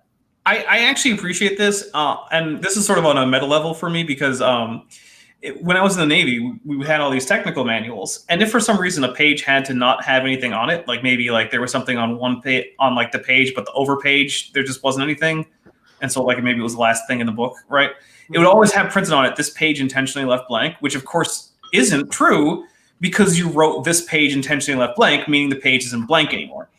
So that always made me chuckle because really it should have said like, "This page intentionally has no information" or something like that, or "no additional information on this page." This page is in fact a normal appliance manual that you get with a computer because computer manuals kind of suck. So it gives me sort of like a little chuckle as to one of the sillier things I remember from my time in the Navy. Mm-hmm. But I do think there is a punchline here. I think it's one of those where it's actually somewhat clever. Like it's not something that it hits you over the head immediately. You're like, wait a minute, and then you think, and you're like, oh, okay, I get it. Yeah. You know those furniture sets that come with those instruction manuals to put them together? They're all just in grayscale and have no text. Yeah, this is one of those. I mean, yeah, but then again, I don't mind those because they work. I don't know. I'm gonna go ahead and give this one a. I think it's probably a 7 because I like that there is actually a joke and it is at least somewhat clever. Okay, so like an unironic 7. I actually agree. I'm going to give this an 8 just because. Here's the thing, like for me, the humor is the humor either way. Mm-hmm. If it's actually funny, it's going to get a higher rating for me. The ironic part is like how bad the science is and stuff like that. Mm-hmm. So yeah, I'm going to give it. Yeah, I'll give it a 7. I think it's fairly decent, and it still hits a lot of the stuff like Dan Letha has to be on there twice, and I also like it that he bothered to sign for something that he didn't draw. There's no drawing in here. Yeah, pretty good. This gives really strong rainy day, didn't feel like drawing this week vibes. Like he's had this one kind of in his back pocket for a couple of months now. This week, his wife was really mad at him because he cracked open a cold one with the boys on Saturday instead of going to see a Pure Flix movie with her. And so instead, he's got to make it up to her on Sunday. He can't actually make the syndication this week. So he goes out to he pulls this one out of the for a rainy day pocket and sends it into Ken Ham. Ken thinks it's real clever, puts it in there, and he thinks he's pulled the wool over his eyes. Erica, I love that you said going out to see a Pure Flix film because now what I'm picturing is they're actually like they have like a standing date with like Dan and his wife have a standing date with like another couple to go to their home and watch Pure Flix together over dinner. Dude, Pure Flix played in the movie theaters where I was from. Oh, did it? Oh my goodness. Some of them did. I like to think it's like an Olive Garden movie double date, right? They're just dinner and a show. Dan knows how to throw a lady a good time. That's actually kind of sweet, like making sure that you keep socializing with other couples and, and sure, it's a little bit cringy that you're going to go watch something from Pure Flix because, oh my goodness, is that almost entirely trash. Yeah, how long were you in the back room? What? No, just a minute. Just a minute. Okay. Sorry. Yeah, I just saw you. So I'm very glad you weren't waiting for 15 minutes. Welcome back. Sorry, I don't mean to interrupt. Oh, no, dude. Dan seems like the type who's really been looking forward to God's Not Dead 3. And so he's also got a couple of these just like lined up in the back in case in case the release date sneaks up on him.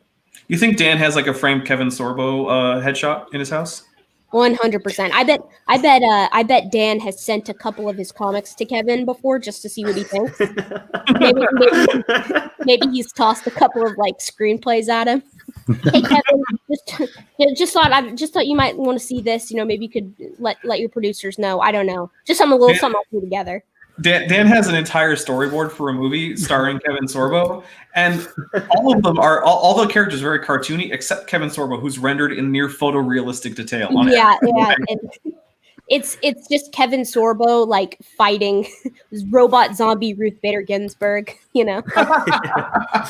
So they brought her back as a cyborg zombie. Yes. Yeah. So everyone have their final scores for this one? I'm gonna go with a 7 on this one. I'm going 8. I'm gonna go the opposite way and rank this a 3, and because I think it is lazy, and there was better ways to portray this. He could have started drawing like the Piltdown Man, and then had it scribbled out, and started drawing the Nebraska Man and had it scribbled out, and then that's a lot of work though. Wait, so Speed, you said it 2, right? 2. All Solid right. 2. I was gonna give it a 6 just because I like I appreciate the meta meme here where he's just like too lazy to draw another one. I actually have a response to this that I've made. I'm gonna bring it up in a second here. I also just like our fan fiction about Dan now, where like we have in our minds like he has like a standing double date with another creationist couple, and he's like a gigantic Kevin Sorbo fanboy and whatnot. I like all of that. It makes me connect to him as like a human, even though it's all made up. Yeah, Tdlane, and he happened twice. Yes, I like that a lot. The best part is it's true. Hey, did you copyright that? Did you copyright this? Oh yeah, you get a copyright that. It's auto copyrighted. But that is actually technically true. Yeah. All right. Well, I don't know what year it was made. I'm sorry. Oh yeah, it's true. Yeah, how do you know? It's in the final version. It's just first draft. Oh, first draft. True. Oh, okay. Okay. Yeah. All right, so this is the next one.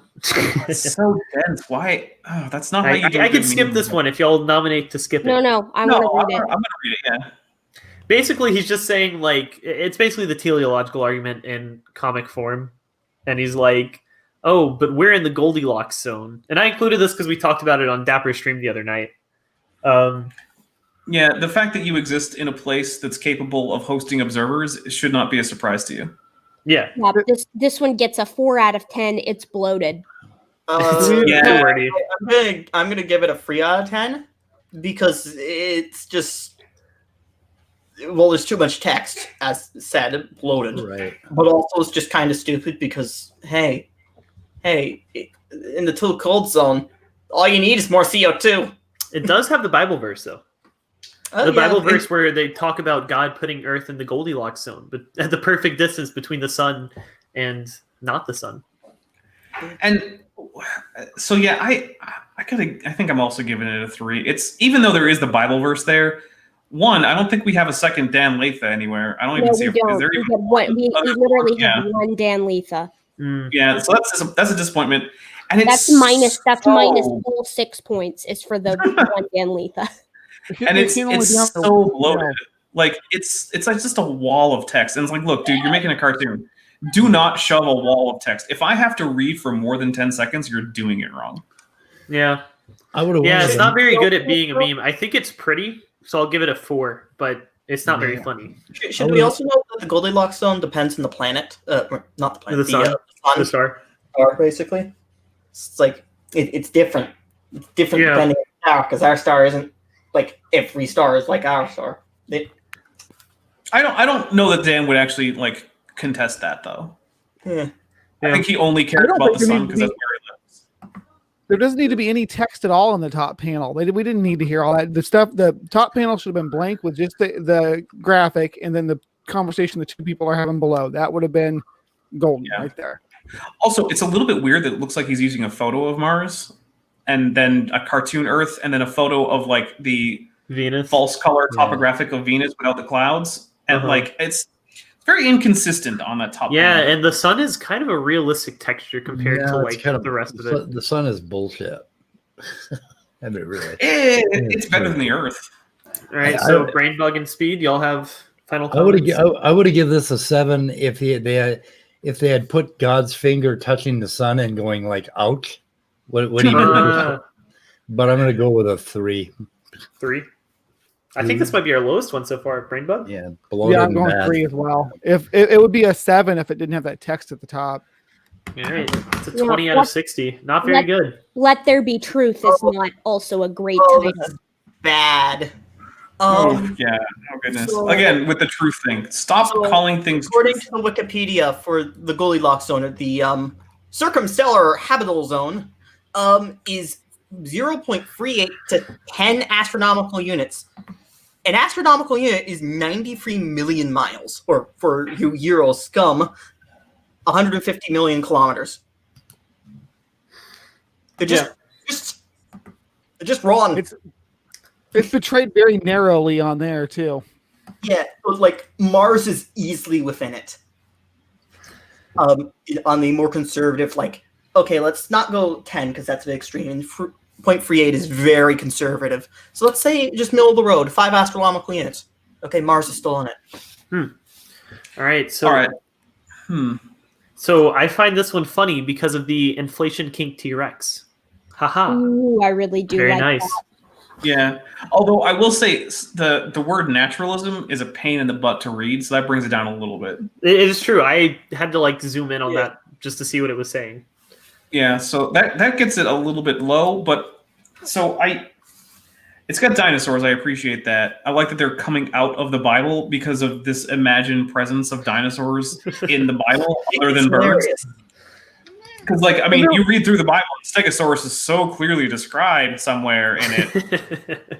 And they're so well drawn too for like 90s dinosaurs. They look like 90s dinosaurs. I'm guessing that Dan's an older fellow and he probably it's 2011, but Yes. yeah, no, Dan's version of dinosaurs in his brain though are not like maybe 80s style dinosaurs dragging their tails and stuff. like right before the dinosaur revolution. Right. I would tend to agree, but then there's the weird case where this presumably Parasaurolophus actually has pretty good forelimbs. Yeah. They would have just had little hands back then. Yeah, so like he's got the syndactyly going with most of the fingers, which is accurate. And I mean, there's some cartooniness to all of them. And he's got, a beak on. He should have had a beak on Parasaurolophus, but like he has a beak on Stegosaurus. I'm going to give him props too. Count the fingers on that T-Rex. Props. No, yeah. He's a little bit weird with the hallux on the T-Rex, but it's a little cartoony. Yeah. I don't know. This is a hard one because I want to rate it highly because overall I actually think there's a decent joke. Pumping all this stuff into it, and then he can't fit through the window in the Bible, and then just the weirdness of like, oh, dinosaurs are totally in the Bible, and they're physically in the Bible. Which I like. A velociraptor will pop out and kill you. It's scary. It's night at the museum. And I also like that, like, we're going with the whole creationist trope of like all the dinosaurs live at the same time, because we've got a nice mix of Jurassic and Cretaceous dinosaurs here. Look, no, the real joke there is that the velociraptor will have feathers because it's actually a bird. Well, that's actually something AiG is currently inconsistent about. So, when David Menton, I think his name is, did his presentation, he came out with Velociraptor and other dromaeosaurs are birds. They're fully feathered birds. But then, like a week later, they had who's that guy? Buddy Davis, is that it? Yeah. Yeah, Buddy Davis came out and was like, no, these things are absolutely not birds at all. They're just scaly dinosaurs. And I think he even had like a little like dromaeosaur head he was working on because he's one of their dinosaur sculptors. Yeah. And it was like scaly, and it was sort of like a work in progress cutaway thing, which was actually kind of cool to see his process. But like, he's a good artist. Right. They uses that art to spread misinformation. Yeah. So like it's AiG still can't figure out what dromaeosaurs are. Yeah. Was the first guy like an Alan Fiducia fan? I'm saying that they were just. I mean, they're all Alan Fiducia fans to some extent. Yeah. Just that one thing. Yeah. He said, though. I mean, it was kind of surprising to me that they went full alphabetical because they'd spent so long insisting that none of these dinosaurs had any bird-like features, and then it's become so obvious that they did that now they're flipping to the alphabetical. All of these feathered theropods aren't really theropods. They just kind of look like it because the reasons they're all flightless birds that secondarily lost flight and then turned into dinosaurs. Dapper, it's them prepared. Even if dinosaurs have feathers, it doesn't really matter because God made them that way. I mean, giant. Yeah. So I don't know. I guess you know what? I'll give it an 8. It could be better. Yeah. I'm going to give it a 7 actually, because the there's just not enough Bible verse. It's not enough no Bible verse. Oh, I wonder why there's no Bible verse to support the dinosaurs in the Bible. Yeah, dude, you could at least I'm going with full 8 out of 10 because, as Walker said, there is a very clear and very well illustrated inflation kink going on here. That I am here for it. I am absolutely here for the shading on this inflation kink tyrannosaur. So wait, you know, someone out there, some creationist out there saw this comic and they were like, "Well, shit, I hope this doesn't awaken something in me." So wait, are we adding a kink to our headcanon about Dan? For me, this is a kink for my headcanon about Dan. Yes, I would 100. Okay. I am almost positive balloons are involved in the leave the bedroom and at some point. Okay. All right. I'm going with an 8. This thing has a lot of layers. It's pretty cool. Maddox is the purple one on top, and then SFT and Raw Matt, I think, on the bottom. Oh, we're signing that's like super. Is the one that's being inflated is Nephilim free. Yeah, I was thinking too much paper. Right. Who's working on comp then? Yeah, I would have went with a 9 if they'd given them feathers, because what would a 900-year-old parakeet look like? How big would it be? Right. That is true. That would be funny if they gave that? him feathers, because that would be like another thing that doesn't fit in the Bible, because dinosaurs, according to the Bible, very clearly did not have feathers. Oh, damn. Oh my god, the pterosaur would have been awesome though, and just not change it from dinosaurs, but keep it as dinosaurs, but put a pterosaur in there. Oh, that's true. Here's something that I actually kind of love about this. So this guy is just using an air pump, not connected to anything, right? Yeah. And that Tyrannosaurus is floating away, which means I think Dan doesn't know that you can't pump balloons full of air and then they'll float. I think he thinks that you just pump them full of air and they float because they're magic. Right. No, that's a magic pump connected to the Congress. Bring hot air in. Fair enough. Got a phone going. BrainBug, do you have a score? I'm gonna give this an 8. It's an solid. 8? Mm-hmm. Okay. Yeah, I will give it a 7. I think it's a very... Actually, no, I'll raise my score to an 8 because I think it's very pretty art style. I do appreciate the color contrast of this one as well. So I guess I have 47 out of 60. I had a 7 on there until he pointed out the Parasaurolophus's front pages, and they look really good. So I guess we have a point. All right. You know what actually irks me? This Stegosaur has elephant foot. Oh yeah, that does kind of take away from it. Oh man, I just noticed that. Sorry, elephant foot? No, but I can't. So it's one of the first things I noticed, but also it's hard to get even reasonably good paleo artists to draw good like quadrupedal dinosaur feet. Yeah, they're just slack. So weird. I cut most people slack on cartoon dinosaur feet. Yeah, because they're just so weird, and like feet are weird. Confirmed. Yeah. All right, so we got the boomer haha women. Am I right? Meme. We have Dan Letha on here twice. It's 2000, so it is early Dan Letha as well. Yeah, have at it. Actually, I think that this one is more making fun of Adam than it is Eve. I think Eve is the sympathetic character here who's being annoyed by her that is true, actually. husband, who's just being a dick and waking her up at the crack of dawn for no reason. It's very verbose. I mean, it's not as bad as the Goldilocks one in terms of verbosity. I'd like to think that he was singing these lines to her, and that's why she's so irritated. He's what's that one like morning song or whatever that everyone's dad plays when they're like 4 years old. Yeah, everyone has it. Don't remember. Anyways, So Let's see. This is a weird one. Because it's basically just a Bible joke. It's not really like particularly creationist. I could see anyone could make this joke. So yeah, I agree. It's a lot of creation tropes. I would see this like in my youth group for sure. Like it reminds me of like, okay, so you don't have to believe in this literal story. Like I once saw a comic of Midas turning Medusa to gold and Medusa immediately turning King Midas to stone, and then like the caption was like the romance between King Midas and Medusa didn't last very long. And like I get it. Yeah, okay, Greek mythology, his touch turns everything to gold, her gaze turns everything to stone. Yeah, I get it. So I feel like this is just sort of like a general kind of it's slightly abusing, and it doesn't really have anything to do with creationism. Yeah, It's a comedy strip for Christians that you'd expect to find on the Christian message board. for Christian boomers Special about specifically, it. Yeah. Boomers, yeah. it's Yeah, got that take my wife I give it a clean five. kind of vibe.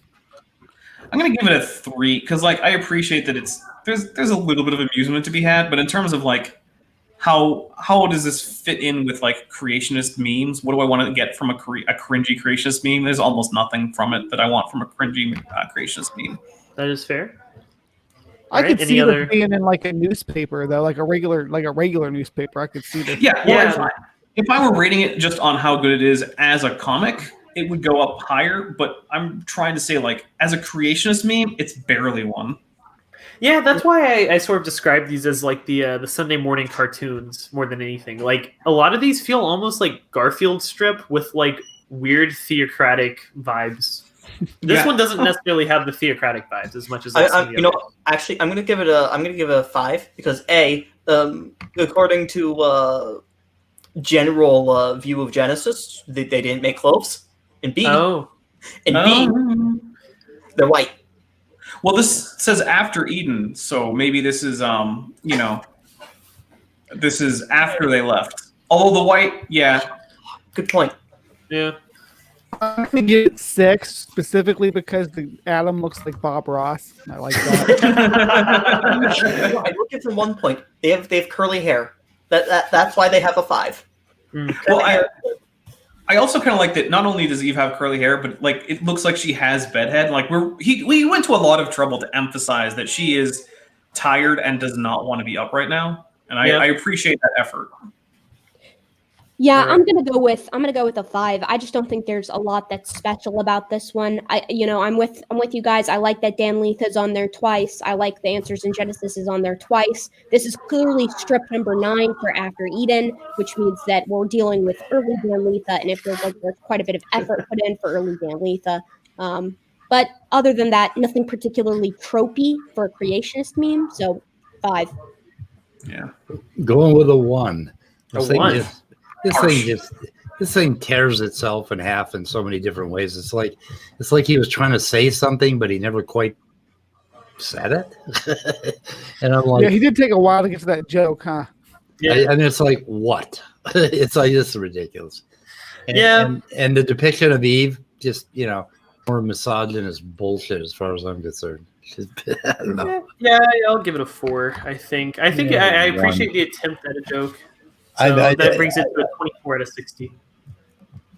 Yeah, this one sucks. It's not the best one.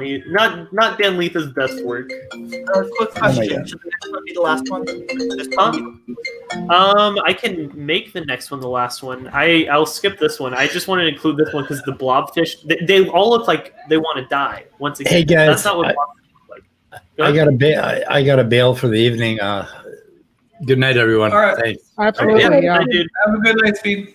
Sorry, I will omit this one from our grading. I don't think it would get particularly high marks because it's just not really a creation. I do like the higher art quality he does on these ones. Yeah. With animals, though. Saying space aliens aren't real is stupid because you don't actually know that. So Also, what is Isaiah 45:18? What is that quoting? Because it's just, to me, it looks like just a random Bible verse. So What does it say? by random Bible reference. So a side note on this, because I've been side browsing Dan Letha content here on the side, like I said, he's really got a thing against the concept of aliens. Like there are quite a few. There are definitely a lot of anti-alien ones. Yeah, so I love aliens. I like that this is an ongoing spiel for him. Like that this is something he clearly has a thing against, and I like the style of the comic. And I also like I really like it. It feels kind of surreal that it's which of these animals is most like a real space alien, and the answer is like none of the above. You absolute moron. Let me read the verse, and you all look at the image while I read the verse so that it can absorb it and see if there's a connection. Okay. Well, to be fair, maybe a relative of his got hugged by an alien on the face. For this is what the Lord says: He who created heaven, he is God. He who fashioned and made the earth, he founded it. He did not create it to be empty, but formed it to be inhabited. He says, I am the Lord, and there is no other. Yeah, I don't see how that connects to there's no aliens. I don't really get it. Like, legitimately, the idea of aliens is fully compatible with the Bible. So, I mean, look, it's the same argument as like, guys, I'm pretty great. I made lemonade, and I did not intend for my glass to be empty of lemonade. Therefore, no other houses in the entire world have lemonade, because there you go. Right. It's like that's I have not all the lemonade. that does not follow, Dan. That's not how logic works. So all I have is this one and one after. So I say I nominate we noom through them so that we can get TD to dinner. Yes, Okay. I must eat. All right. So anybody have final remarks and/or scores for this one? That's accurate. The I like sea pig the is a little less accurate, but I still really like it because sea pigs are cool. Okay. I'm going to give it more points for having that irrelevant and unrelated verse in there. So I'm going to call it a 7. It only looks like that because of depressurization. Get yourself fixed. So we got 2 7s. Dapper, TD.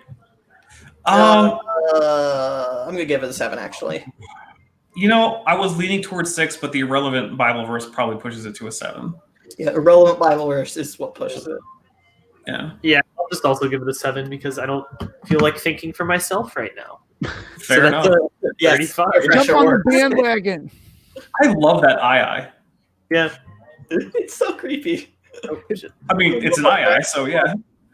All right, and this is the last one I had, and I just find it funny because it's 1, boomer meme, and 2, it's just like, all right, guys, don't trust science. Oh, I love that. I love this.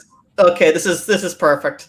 If only you had the Bible verse. Yeah. And the Bible verse brings it down a notch. Like, I'm thinking maybe a 9. Also, we get our first non-white person. That is true. Actually, he does include a lot of people of color and stuff in the other ones. Okay. I haven't included too many humans in most of the ones I chose. But Yeah, I like this one. I'm giving it an 8 out of 10. I like this because meteorology is a known one of the fuzzier sciences because, you know, shit happens. Variable. Yeah, but also weather forecasts actually tend to be quite accurate. People just remember when they're not because it stands out. yeah. Yeah, like seriously, the weather forecasts for the past month have been pretty damn good. Okay, so when it predicts 80s, it's usually going to be in the 80s. Oh, hey, it predicts sunshine most days in the month. Cool. Oh, look, the day it predicted rain, it rained. Yeah. It's actually very rare that the prediction is actually off, especially to the degree that they're showing here, because this is looking 100% like sunshine to rain. yeah. No, first of all, no one's predicting 100% sunshine, but if it says 90%, then the meme doesn't land, the joke doesn't land. Yeah. So yeah, you have to misrepresent meteorology in order to make a joke about how terrible science is, and it's like, It's no. also not comparable to like geology or paleontology or biology. Yeah. Just ignore that. I'm going to give it.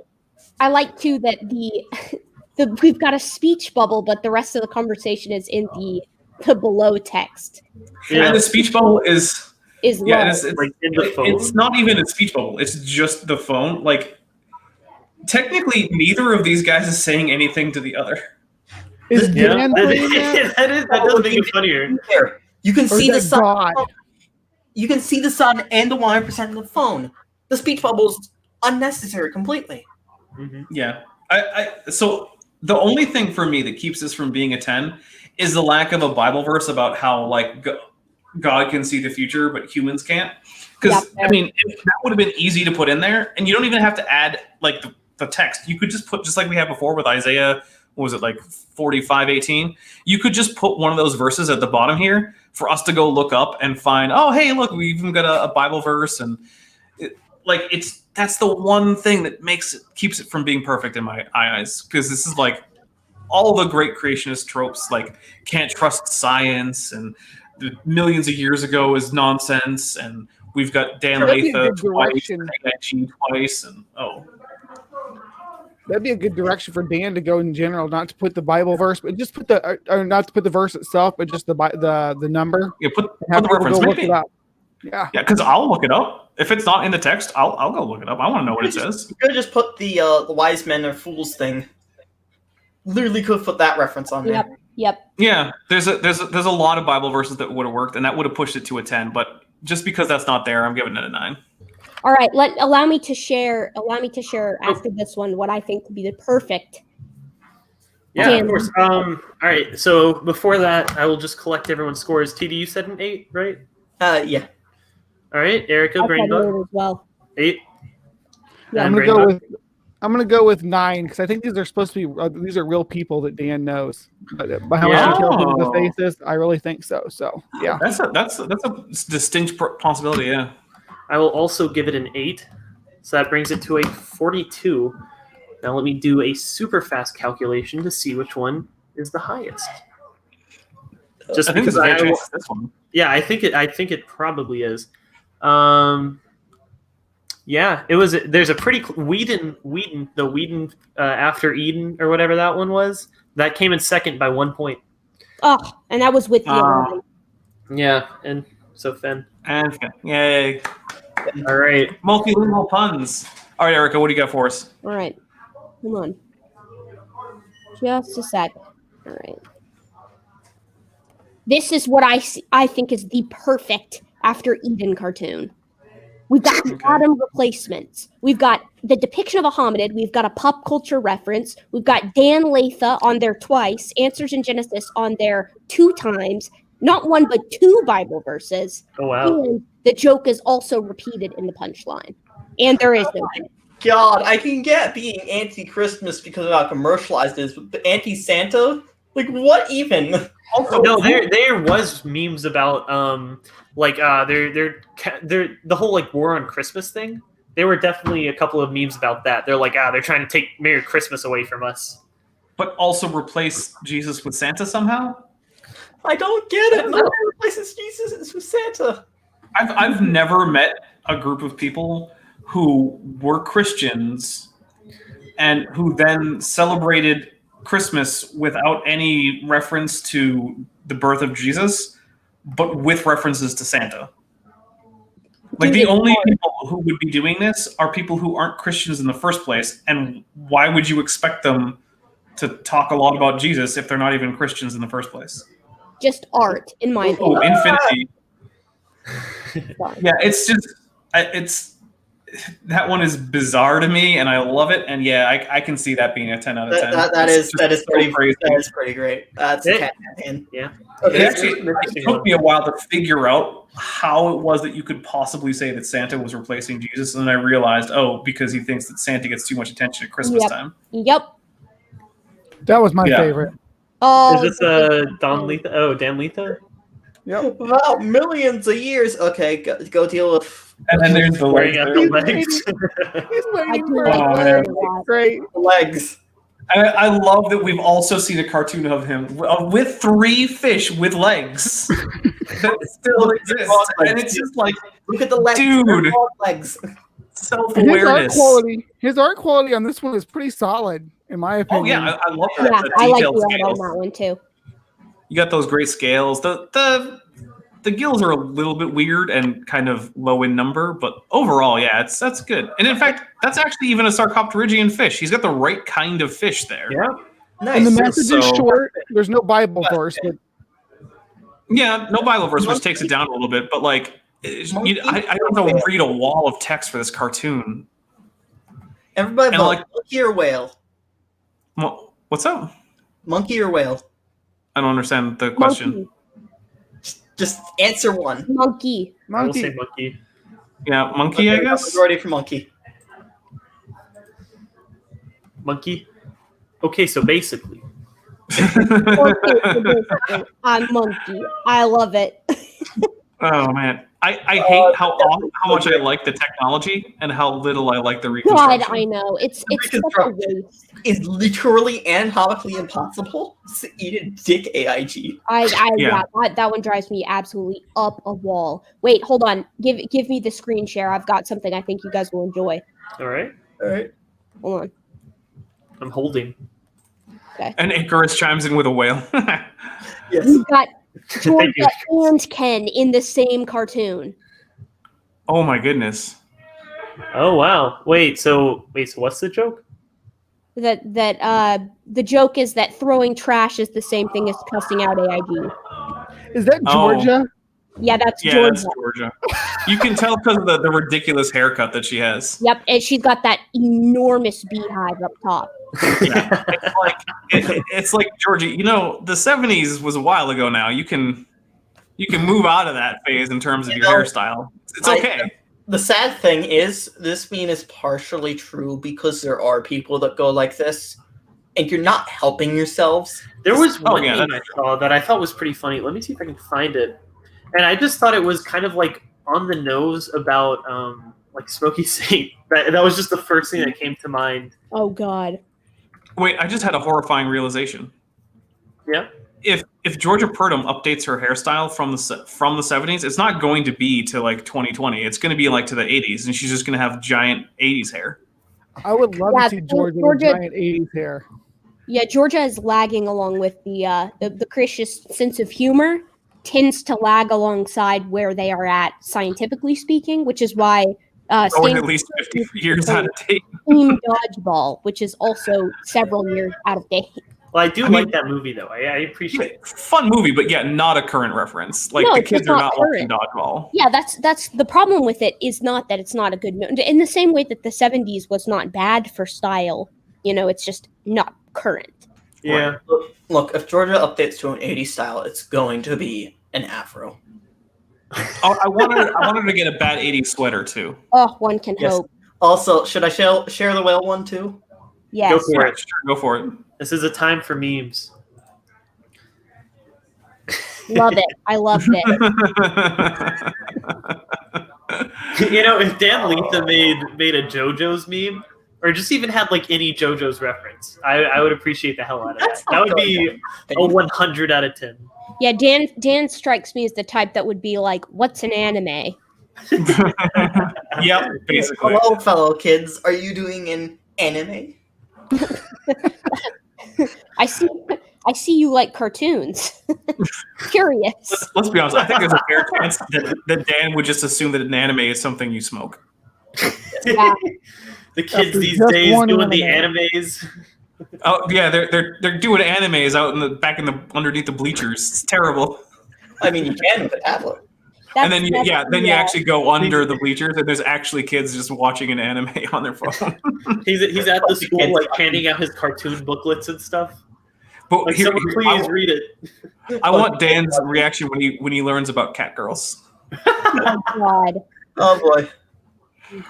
That'd be That's amazing like- if you had some cartoons about anime. All right.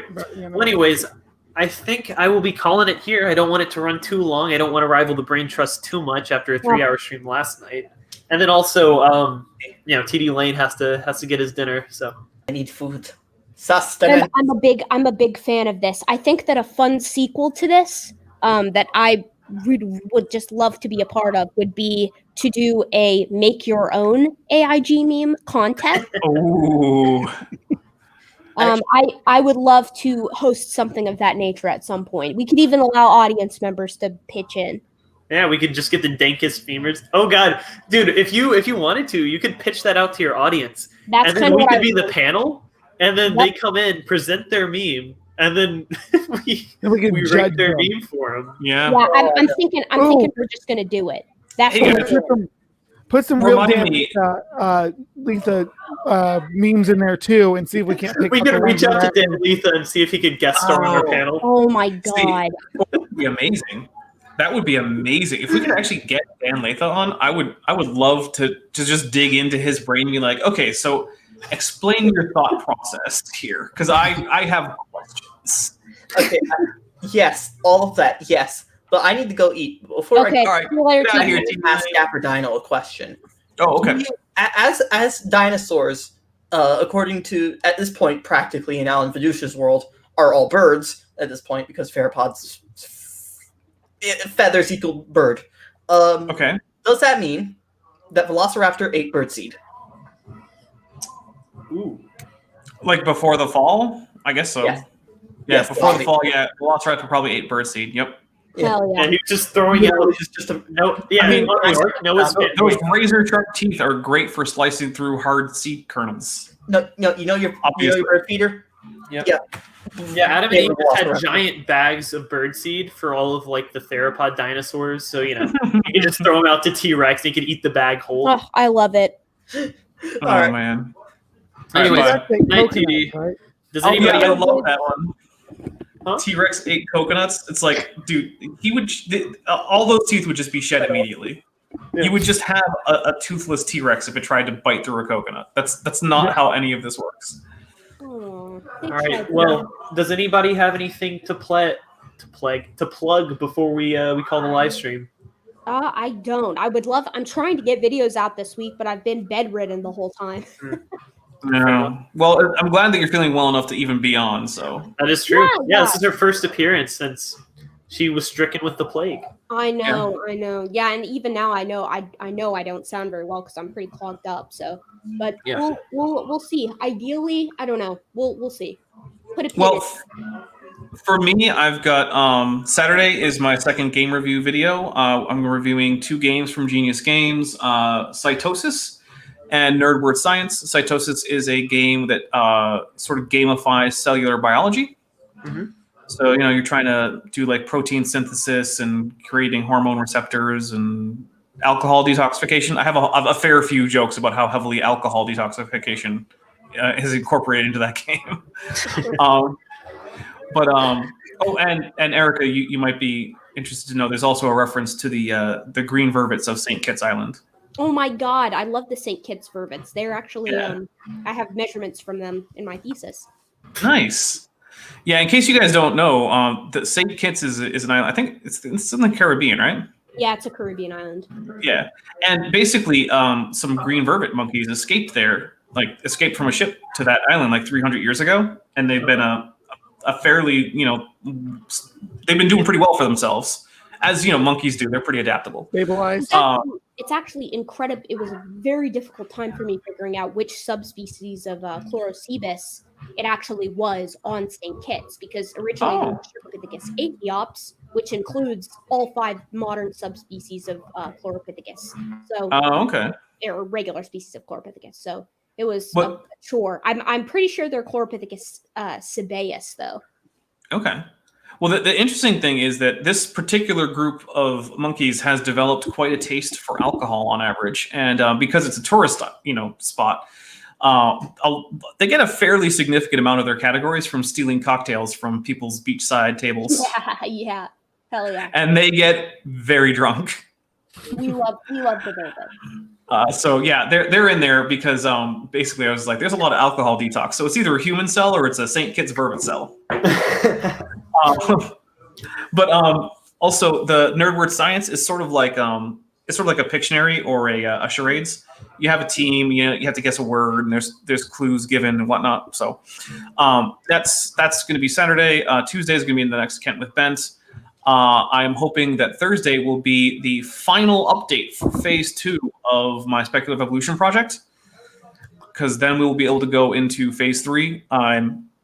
Phase 3 is going to be much more formalized. Tdlane is going to be helping me with that. A few other people are going to be helping me with that. And also, if you're into my speculative evolution project and you want to know what is and what isn't going to survive from phase 2, it's on my Patreon-only Discord server, but nowhere else. So feel free to toss me $1. It's Or the don't. busiest dinosaur on YouTube right there. Yeah, basically. What about you, BrainBug? You got anything coming up? Well, I had just a video this morning where I had my leaf insects hatched, Philium tobliensis. So those are the Nice. Galila. They're tiny and black and cute right now, and I was trying to get them to eat some rose bramble, which is what they're supposed to eat, but I had no luck yet. Tomorrow I got another video coming out about it's more mantis directed, so look forward to that. All right, and I, for one, have nothing really planned, so we'll see how it goes. I actually did start work on another video this week, so maybe all the stuff with speed got me motivated. Awesome. All right, we'll see if that ever comes out, because I still have 3 scripts that I never ended up doing anything with.